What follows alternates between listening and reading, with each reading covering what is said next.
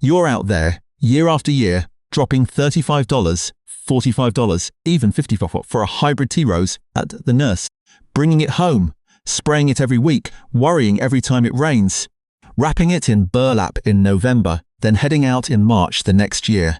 The plant is dead. Or it's alive, but with not a single flower. Ugh, sound familiar? What if I told you there are 15 rose varieties you only plant once, and they come back every year more beautiful than the last, with no spraying, no burlap, no begging for your attention? That's not a dream. That's exactly what these rose varieties do. And today we're counting down the 15 best ones you need in your garden right now. And hey, if you don't want to miss videos like this that can save you hundreds of dollars every year, hit subscribe right now, because we post rose content that most other channels are too lazy to research. And if you leave without subscribing, you'll be back looking for us. Don't say I didn't warn you. All right, let's get into it. We're counting down from 15 to 1, and trust me, number 1 is going to blow you away. Number 15, Knockout Rose, Rose Rosette Disease. And if you're someone who has given up on roses, who swore you'd never bring that stuff into your garden again, then I need you to hear this. This is the rose variety that has saved millions of Americans from that decision. Bright cherry red flowers bloom in dense clusters that cover the entire bush, not just 1 or 2 scattered blooms, but hundreds at a time, from spring all the way until the first frost hits your garden. Here's what most new growers don't know. Knockout blooms on a precise 5 to 6 week cycle, and when the flowers fade, the petals drop cleanly to the ground without you having to lift a finger. 90% of new growers don't know this and waste hours every week deadheading while the plant handles it completely on its own. You don't need to do that. You never needed to do that. Knockout is hardy from zone 5 to 11, grows about 90 to 120 centimeters tall and wide, has black spot and powdery mildew resistance that most traditional roses can't touch, and needs 6 to 8 hours of sun per day. Prune once in early spring down to 30 centimeters with hedge shears and you're done. In zone 6 and warmer, plant the bud union level with the ground. In zone 5 or colder, bury it 5 centimeters deep. Don't fertilize until after the first bloom cycle. Fertilizing too early makes it grow lots of leaves and fewer flowers. Water at the base in the morning, never on the leaves. Bees and butterflies will find it on their own, and one properly planted knockout will live and bloom beautifully for 20 to 30 years without replacement. Knockout, red is the foundation. But number 14 is a member of the same family, and it brings a color that most buyers glance at and pass by, only to spend the whole next summer looking at the neighbor's garden with regret.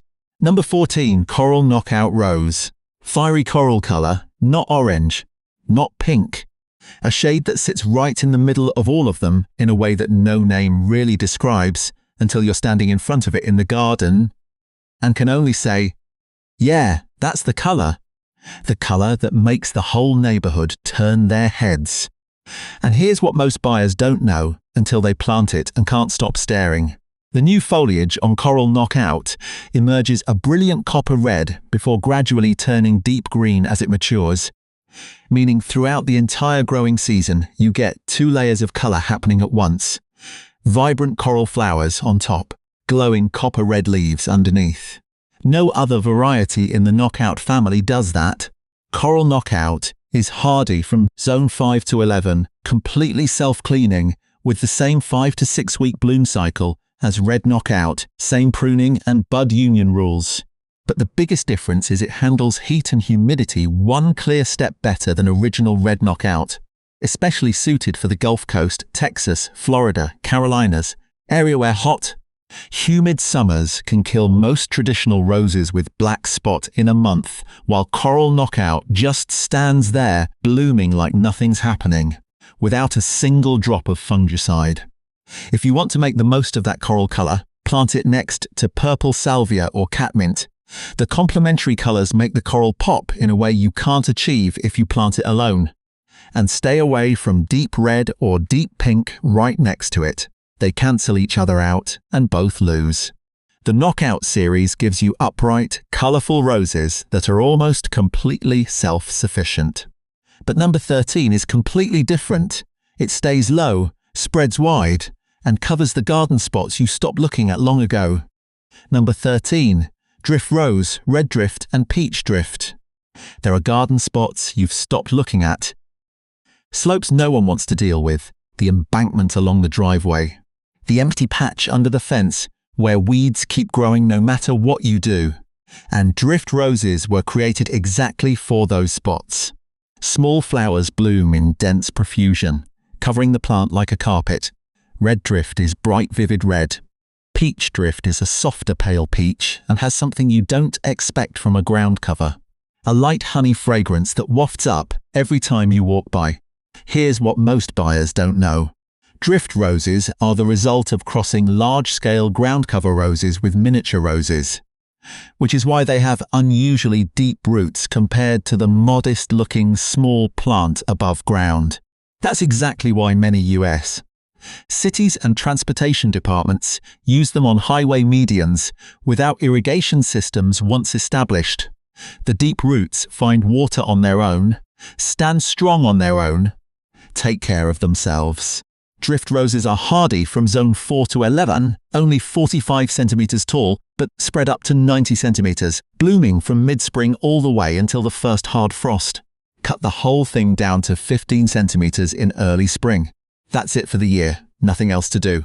Mulch 5 to 7 centimeters around the base, but remember to pull the mulch back 5 centimeters from the stem to avoid crown rot. This is the most common mistake new growers make, and it quietly kills the plant over many months before you notice. If you have a retaining wall, plant drift roses on top and let the branches cascade down to create a waterfall of flowers. That effect looks way more expensive than the effort it takes. Plant peach drift near the front entrance so you can enjoy the fragrance every morning. Space them 60 centimeters apart. After 2 seasons, they'll completely cover the area and naturally suppress weeds underneath. A 3 square meter patch of drift roses will live 15 to 20 years without replacement. Something no grass lawn or mulch layer can compete with. Drift roses are low and spreading. Number 12 does the complete opposite. It climbs up, climbs high, and it carries a historic title that no other flower in America has earned. Number 12, New Dawn, Climbing Rose. There are beautiful roses. Then there's New Dawn, the one that climbs up and turns an arbor, a brick wall, an old wooden fence into a site that makes neighbors stop their cars in front of your house and ask about it every summer. Soft pinkish cream flowers bloom in large clusters all along the length of the canes, with a light apple fragrance that drifts through the air every morning when you walk by. Not overpowering, not sharp, just enough to make you pause for a second and breathe it in. And here's what most growers don't know about the plant they have in their garden. New Dawn was the very first plant in the world to receive a plant patent. Plant patent number 1 under the US Plant Patent Act of 1930. No other flower on the planet has that legal historic title. None. And 95 years later, it's still climbing fences and house walls all across America. The clearest proof that some things stand the test of time. New Dawn is hardy from zone 5 to 9, climbs 6 to 9 meters. So you need a sturdy trellis or wall, and it must be installed before you plant. Don't plan to do it later, because the plant grows faster than you think. Disease resistance is better than most traditional climbing roses. In zones 5 to 6, plant the bud union 5 centimeters below ground level for winter protection. Now here's the secret catalogues never print. Train the main canes horizontal instead of letting them climb straight up. Horizontal. Canes stimulate many more flowering points, according to the basic biology of climbing plants. And that's exactly how professional rose growers create those thick walls of flowers you see in photos and wonder how they did it. In the first year, don't prune the main canes. Let the plant attach to the structure first, build its foundation first, then shape it the following year. Bees and birds will come to nest in its thick branches, And one properly planted new dawn will live for decades in the same spot without replacement. One-time investment, lifetime enjoyment. That's not just a nice saying, that's reality with this plant. New dawn conquers with height and history. Number 11 conquers with the complete opposite. It's mysterious, no one knows where it came from, and it does something no other rose in this list can do. Number 11, Darlow's Enigma. Its name is Enigma, not because someone gave it a fancy name, but because literally no one knows what it is. Small white flowers bloom in large clusters, with bright yellow centers standing out against the pure white petals. And the fragrance, its fragrance isn't something you have to bend down close to the flower to smell. It fills the whole garden. You can smell it from the front of the yard before you even see the plant. Here's what even the world's top rose experts haven't been able to do after decades of study: determine the origin of Darlow's Enigma. No one knows what it was crossed from. No one knows where it came from. No one knows why it has characteristics no other variety has. And the biggest of those is this: it tolerates complete shade. North-facing walls, under large trees that block all sunlight, garden corners people gave up on long ago because nothing would grow there. Darlow's Enigma grows there. No other rose in today's list of 15 can do that. None. Darlow's Enigma is hardy from zone 5 to 9, grows as a bush up to 2.7 meters tall and 2 meters wide. With a trellis, it can climb to 4.5 meters, blooming from late spring and continuing through summer with almost nothing required from you once established. If you have a dark garden corner where everything you've tried has failed, this is the answer. Plant it under large trees and let it naturally climb the trunks, creating a wild woodland scene so beautiful it's hard to believe with 0 hours of maintenance. Mulch 7 centimeters thick around the base, because soil in shaded areas is often much drier than people think. That's the common mistake when planting in those locations. Bees will find it from far away because of that fragrance. And you will never need to spray a single chemical on this plant in its entire life. Darlow's Enigma blooms in the shade. Number 10 blooms in even more extreme conditions, and it comes from a national scientific research program designed with one single goal: to conquer the coldest regions on this continent. Number 10, William Baffin, Canadian Explorer Series. If you live in Minnesota, Wisconsin, Michigan, or anywhere where winter can drop below 30 Fahrenheit, then this is the rose you've been looking for your whole life without knowing it existed. Semi-double strawberry pink flowers bloom in large, dense clusters on the canes. A deep, vibrant pink that doesn't fade even in the July heat or September chill. Climbing up to 3 meters tall and 3 meters wide when mature, enough to cover an arbor, a long fence section, a shed wall you've wanted to hide for years. And here's what makes William Baffin different from every other climbing rose on the American market. It is part of the Explorer series, Canada's national research program that ran from the 1960s to 2005, funded by Agriculture Canada with the single goal of breeding roses that could survive Zone 2, meaning 40 Fahrenheit, 40 degrees Celsius with no winter protection at all. All the varieties in the series are named after great Canadian explorers, and like those explorers, they reach places others cannot. William Baffin is certified as the hardiest climbing rose in the world and still holds that title today. Truly hardy from Zone 2 to 9, not a catalogue theory number but the result of decades of field testing in the harshest conditions. Outstanding disease resistance, almost never needs preventive sprays.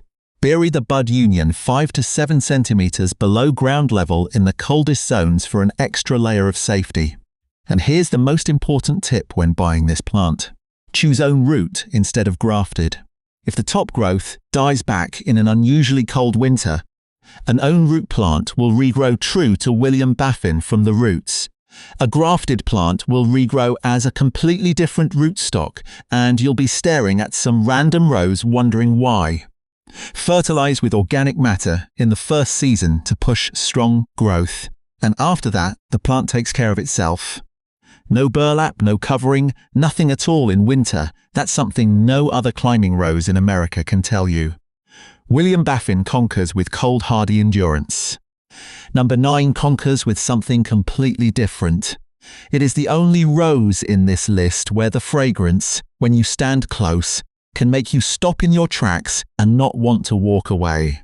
Number 9. Sir Thomas Lipton, Rose Rosette Hybrid. Most roses are fragrant when you bend down close to the flower. Sir Thomas Lipton is fragrant from the end of the driveway.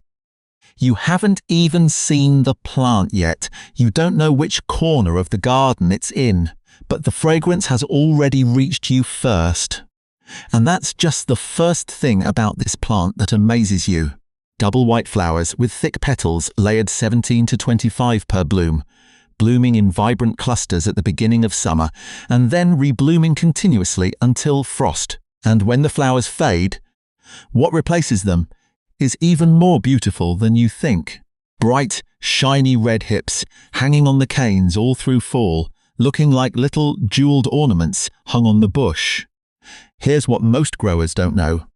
The hips of Rose Rosette have 20 times more vitamin C than oranges. They're edible, great for hip tea and jam, and that's why coastal communities from Maine to Cape Cod have used relatives of Sir Thomas Lipton as natural hedges for hundreds of years. Because Rose Rosette is one of the few roses that tolerates salt spray and sandy coastal soil without any special care. Beautiful flowers, beautiful hips, fragrance, 3 seasons in a row from a single plant, something no other variety in this list does in quite the same way. But I need to be straight with you before you order. Rose Rosette tends to spread aggressively and is listed as invasive in some northeastern states like Maine, New Hampshire, and certain coastal areas. Check local regulations before planting, or plant in areas with clear borders to control the spread. Sir Thomas Lipton is hardy from zone 3 to 9, grows 1.8 to 2.4 meters tall, tolerates salt spray, sandy soil, clay soil, drought, extremely adaptable to almost any tough condition you can put it in. Its naturally thick thorny stems make it the most effective security hedge in today's entire list. No person or animal wants to push through that. Don't cut the hips at the end of the season. Leave them on the canes through fall and early winter. That bright red will light up the garden when everything else has faded, and the birds will thank you. Prune using renewal pruning each spring. Cut about 1/3 of the oldest canes all the way to the ground to constantly encourage stronger new canes to replace them. No chemicals needed, no heavy fertilizing. This plant takes care of most of it itself. Sir Thomas Lipton is fragrant and wild in a way few roses achieve. Number 8 is more refined. It's pure white, it tolerates shade, and it can climb 5 meters and turn an entire wall into a masterpiece that neighbors won't stop asking about. Number 8, Iceberg Rose Floribunda. There are white roses. Then there's Iceberg. Pure white to the point it lights up the whole garden even on the gloomiest days of September, when everything else in the garden is starting to look tired and faded. Iceberg still stands there, brilliant white, blooming in large dense clusters on the canes as if summer never intended to end. And here's what most buyers don't know when standing in front of the nursery shelf. Iceberg is one of the very few Floribunda roses that performs well in partial shade, something almost every other rose can't do. And that immediately opens up positions in the garden you once thought could never grow roses. But the bigger secret is right here. The same iceberg plant, if you let the canes grow freely on a trellis instead of pruning it into a bush shape, will climb up to 5 meters, turning from a modest 90-centimeter bush into an impressive wall of white flowers covering the whole summer. 2 plants in one price, and most buyers never know it. Iceberg is hardy from zone 4 to 9, bush form 90 to 120 centimeters tall, climbing form up to 5 meters with support. Pale white flowers with light fragrance blooming in large clusters continuously from summer through fall. Its deep glossy green leaves naturally resist black spot better than dull leaves. That's a structural trait, not luck. Mulch 5 to 7 centimeters around the base, and remember to pull the mulch back 5 centimeters from the stem to avoid crown rot, especially important with the climbing form because the stems are thicker and more susceptible. Now here's the simplest habit you can adopt to replace your entire fungicide cabinet. Water at the base in the morning, never on the leaves in the evening. Wet leaves overnight are the perfect environment for fungal spores to develop. Dry leaves before dark are a more effective natural barrier than any fungicide you can buy. That habit alone prevents 80% of the most common black spot problems. If growing the climbing form, tie the main canes horizontally. Same principle as New Dawn, horizontal canes produce many more flowering points. Iceberg flowers make excellent, long-lasting cut flowers, and its shade tolerance opens up garden corners you previously didn't dare consider. Iceberg is white and pure. Number 7 is brilliant in a completely different way. Deep yellow, strongly fragrant, and it carries a title that the entire rose world voted for. Number 7, Graham Thomas, David Austin. In 2009, thousands of rose experts from around the world voted on one single question. What is the favorite rose of humanity? The answer was Graham Thomas. And when you see it for the first time, deep yellow flowers as brilliant as morning sunlight solidified into petals, layered in full classic-shaped blooms, rich, warm tea fragrance strong enough to make you stop mid-step. You'll understand why immediately, no further explanation needed. Here's what most growers don't know. Graham Thomas is not just beautiful, it is the plant that gave birth to the entire modern English rose movement. When David Austin introduced it in 1983, that brilliant deep yellow had never existed in the fragrant classic rose line. Austin had to make a completely new genetic breakthrough to create it. And Graham Thomas's success is the reason we have hundreds of other David Austin varieties on the market today. Without Graham Thomas, there would be no English rose movement as we know it. But I need to be straight with you. David Austin roses are generally more disease sensitive than knockout or drift. That's a fact. Many rose videos don't want to tell you. Graham Thomas has much better disease resistance than many other David Austin varieties, but it still needs morning-based watering, no water on the leaves. And you need to monitor black spot more regularly than the previous varieties in this list. This is not a plant in it and forget it completely, but the effort is worth many times over, I promise you that. Graham Thomas is hardy from zone 5 to 9, not suitable for zone 4 and colder. That's the real limit you need to know. Large bush form 1.5 to 1.8 meters tall, climbing form 3 to 4 meters with support, continuous blooming from June to October. In zones 5 to 6, bury the bud union 5 centimeters below ground level. If growing the climbing form, use horizontal training. Tie the main canes horizontally instead of vertically. Horizontal canes stimulate twice as many side branches and flowering points. That's unchanging plant biology.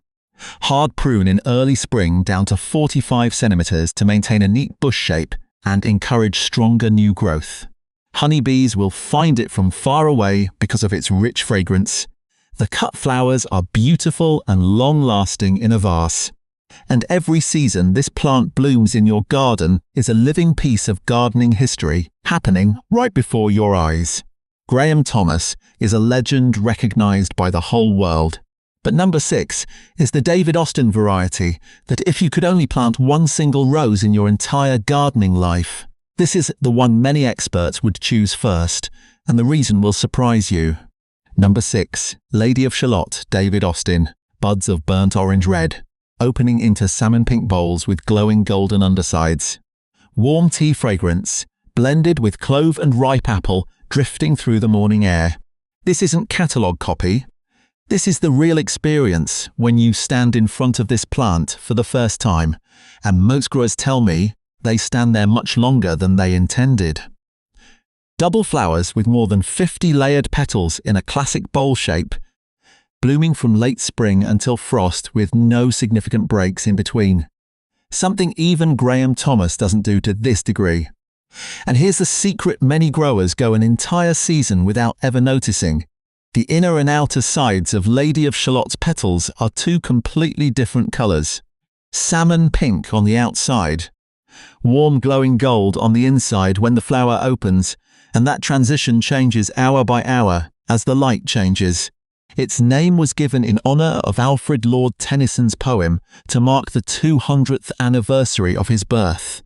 The mysterious female character living in a castle, viewing the world through a mirror without ever directly touching it.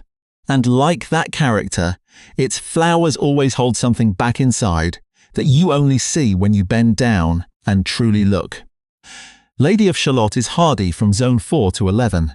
This is one of the hardiest David Austin roses available, a clear step above Graham Thomas, and has excellent disease resistance rarely seen in the David Austin line.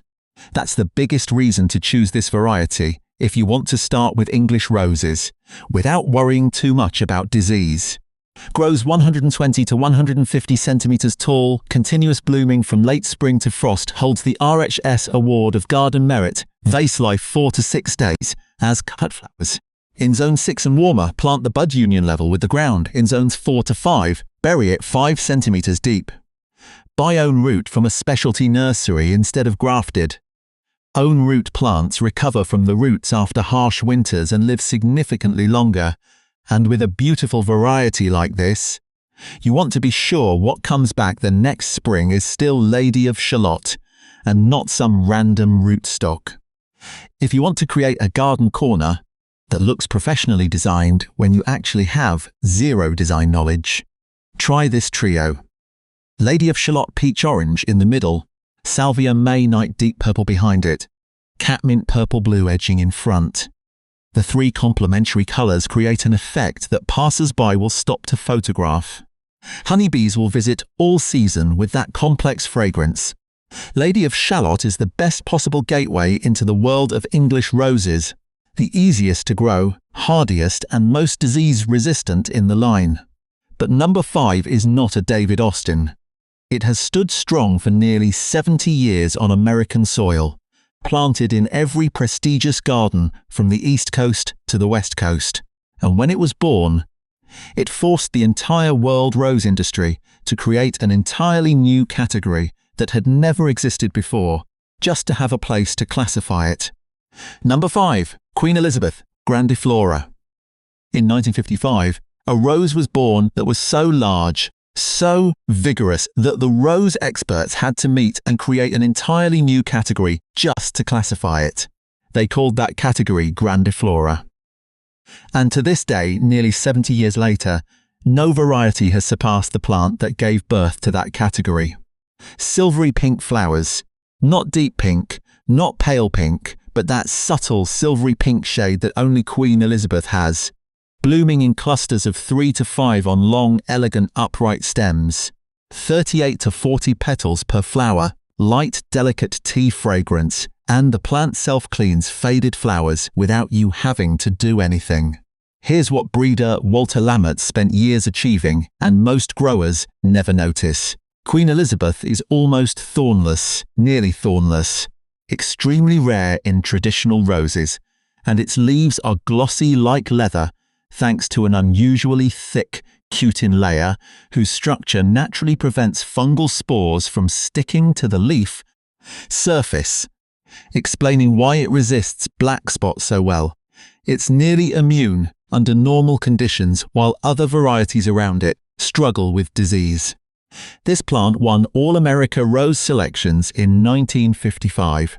The most prestigious award in the American rose industry, was inducted into the Rose Hall of Fame in 1979 and is planted in the White House Rose Garden. Those are not 3 small honours. Queen Elizabeth is hardy from zone 4 to 10, grows 1.2 to 1.8 metres tall, upright and elegant, with a width of only 60 to 90 centimetres, meaning it doesn't take much horizontal space but creates impressive height. Plant it at the back of flower beds to show off its straight stems like natural flower columns, and fertilize with low nitrogen high phosphorus 5-10-10 ratio in early spring each year to encourage flowers instead of leaves. Too much nitrogen makes it lush green with fewer blooms. And here's a tip nurseries often don't volunteer. If you live in the south in zones 7 to 9, look for Queen Elizabeth on Fortuniana rootstock. It grows much more vigorously and tolerates sandy soil far better than standard rootstock. And the difference is obvious from the very first season. Queen Elizabeth cut flowers are the best in today's entire list. Long stems, large blooms, lasting many days. And its nearly 70-year history on American soil is the clearest proof that some things become classics not by luck, but because they truly deserve it. Queen Elizabeth is the queen of elegance.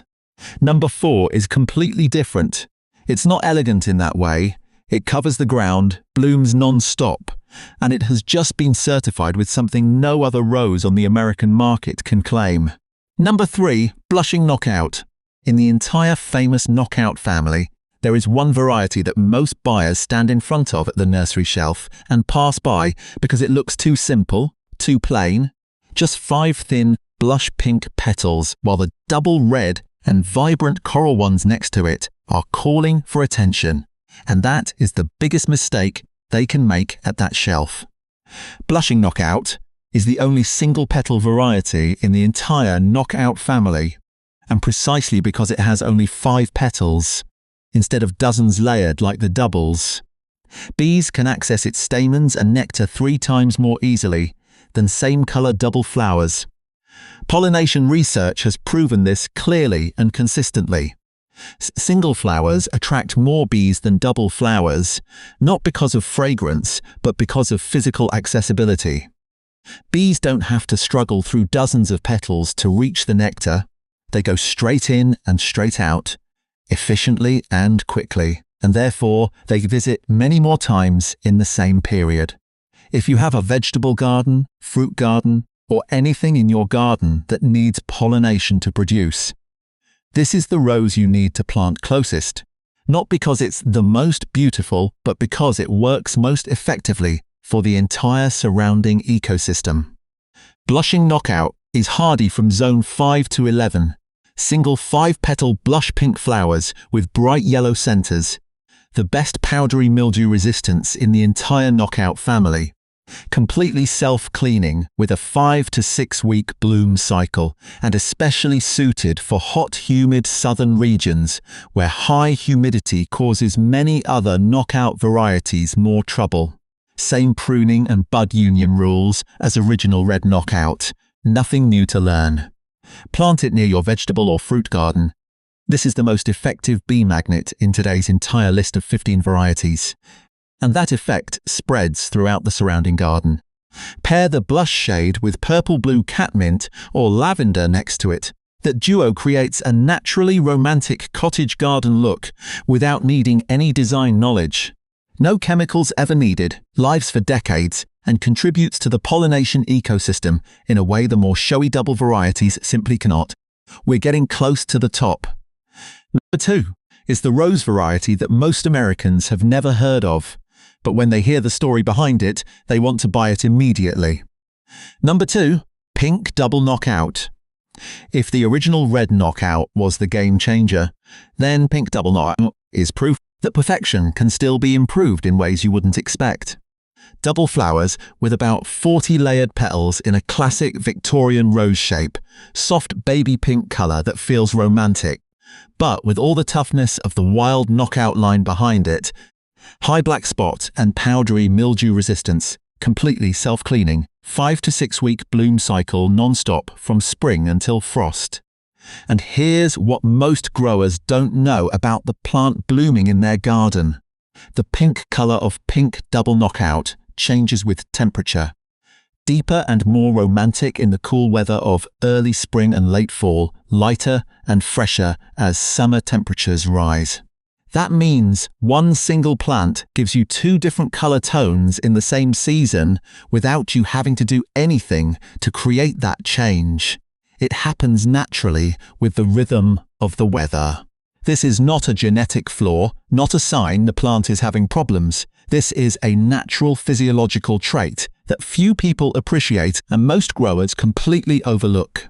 Pink Double Knockout is hardy from zone 5 to 11, has a light subtle fragrance, not overpowering but enough for you to notice when standing close in the morning, handles high heat and humidity well, suitable even for the south where summers are long and humid. If you want to create a professionally designed cottage garden effect when you actually have zero design knowledge, plant Pink Double next to blue salvia or catmint. The pair of soft pink and purple blue standing side by side creates something passers-by will stop and think you hired a garden designer for. Apply slow-release fertilizer once in early spring. Done, nothing else needed all year. The plant takes care of the rest. The double flowers are still accessible enough to bees and butterflies to create good pollination activity, and its deeper pink color especially attracts hummingbirds in a way few other pinks do. One properly planted Pink Double Knockout will live for decades without replacement. We've made it here. And number 1. This is the plant I told you about right from the beginning of this video. The rose that blooms brilliantly after a 40-degree winter without you having to do a single thing to protect it through that entire cold season. And that's just the smallest thing about it. Number 1, Canadian Explorer Series, John Cabot, Martin Frobisher, John Davis. This is not just one rose. This is the result of decades of scientific research with one single goal: bringing roses to every corner of the North American continent. Even the places where roses were never allowed to exist. Places where people once thought having a rose bush in front of their house was a luxury not meant for them. The Explorer series is Canada's national research program funded by Agriculture Canada, running from the 1960s to 2005. Not a few years of lab testing, but decades of fieldwork in the harshest winters on this continent. Each variety is named after great Canadian explorers, and like those explorers, they reach places others cannot. John Cabot, deep pink-red double flowers in large clusters, climbs to 3 meters. Outstanding disease resistance.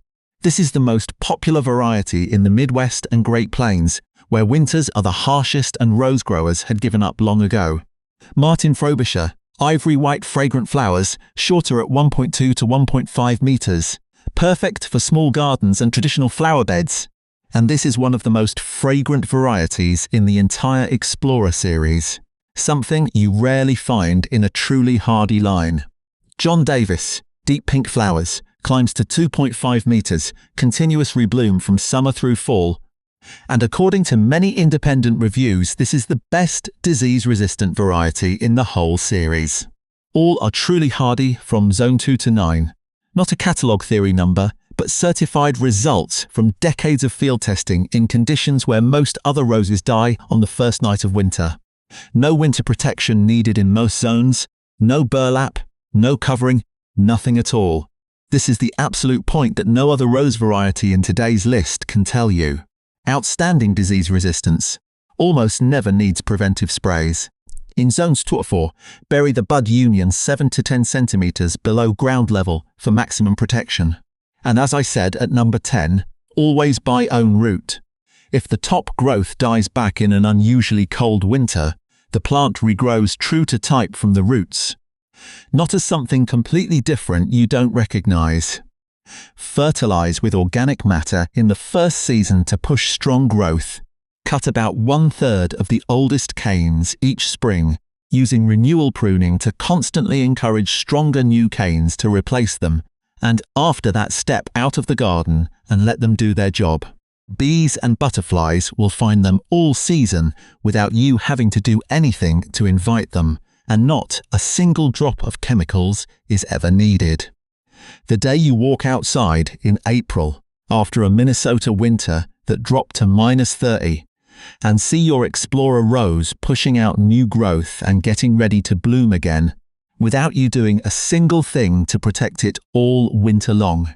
That is the moment you understand exactly why this series earns the #1 spot. Not just on this list, in your garden, forever. Alright, before you go, there are 5 things that will determine whether your roses actually thrive or just struggle to survive, and most rose videos never tell you about any of them. So, pay attention. First, own root versus grafted.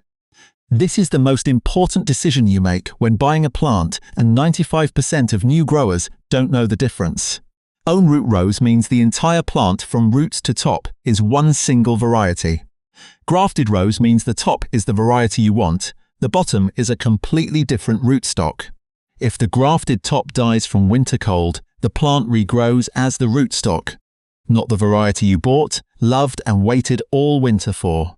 Own root is slower in the first year, but tougher, safer and recovers better after any disaster. With Explorer Series and David Austin, always choose own root, no exceptions. Second, water at the base in the morning. It sounds so simple you might overlook it, but don't. Watering in the evening so leaves stay wet overnight is the perfect environment for fungal spores to develop. Watering at the base in the morning lets leaves dry before dark and fungi have no chance to settle.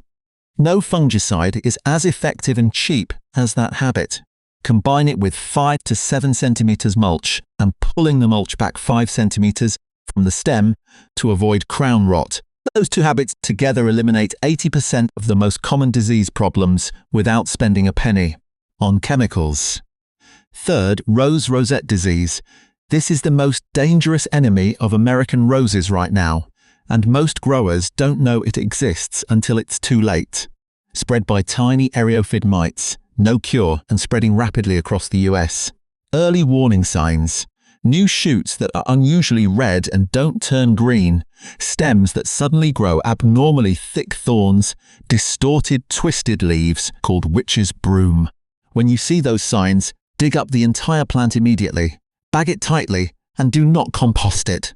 Prevent by keeping a minimum 90 centimeters spacing between plants and checking the garden every week during the growing season. Early detection is the only way because there is no other cure. Fourth, companion planting.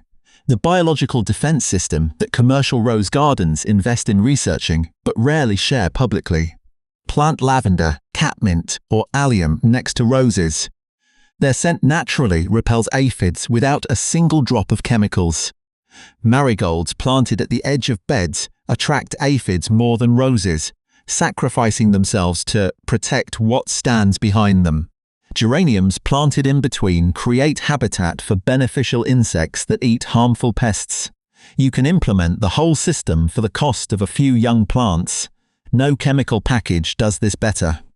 And fifth, this is what sums up everything. Every rose failure can be traced back to one of 2 causes: wrong variety for the wrong location or planting at the wrong bud union depth. In zone 6 and warmer, bud union level with the ground. In zone 5 and colder, bud union 5 to 10 centimeters below ground level. Planting too deep in warm zones makes the plant grow slowly and prone to rot. Planting too shallow in cold zones lets the bud union freeze and the plant dies. And beyond technique, remember this. Hybrid teas are beautiful but unsuitable for 80% of real conditions for average gardeners in America. The varieties in today's list were chosen because they fit real conditions, not the ideal conditions in those glossy catalogues you look at and daydream about.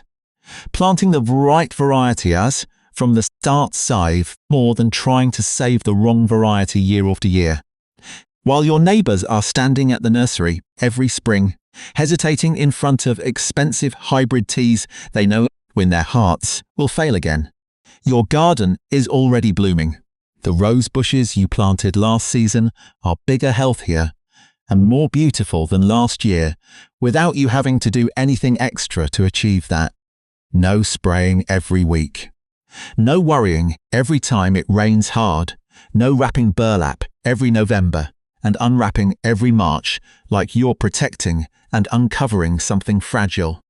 They're doing their job, and your job is simply to stand there, holding your morning coffee, looking out at the garden, and enjoying what you created with one right decision from the previous season. This is what the traditional rose industry doesn't want you to know. Roses are not hard. The wrong roses are hard.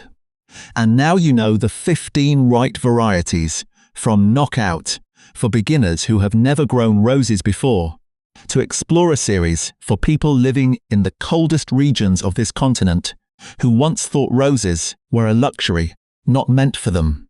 There is no reason not to start this season. If this video gave you even one new variety to try, one fact you didn't know, or one decision that will change how you garden from today onward, hit subscribe right now, because every week we dive deep into real gardening knowledge that big watered-down channels and books buried in jargon don't give you, just the information you actually need to go out to the garden.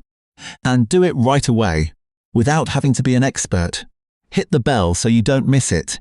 And before you go, leave a comment and let me know which of today's 15 varieties you will plant first.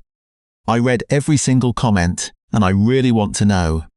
The day you walk outside in April, after the longest, coldest winter you can remember, and see your roses pushing out new leaves, getting ready to bloom again, without you doing a single thing to protect them all winter long, that is the moment you understand. You didn't just plant flowers. You made a decision that will pay you back in beauty every single year for the rest of your life. That's the rose promise. And now you know exactly how to keep it.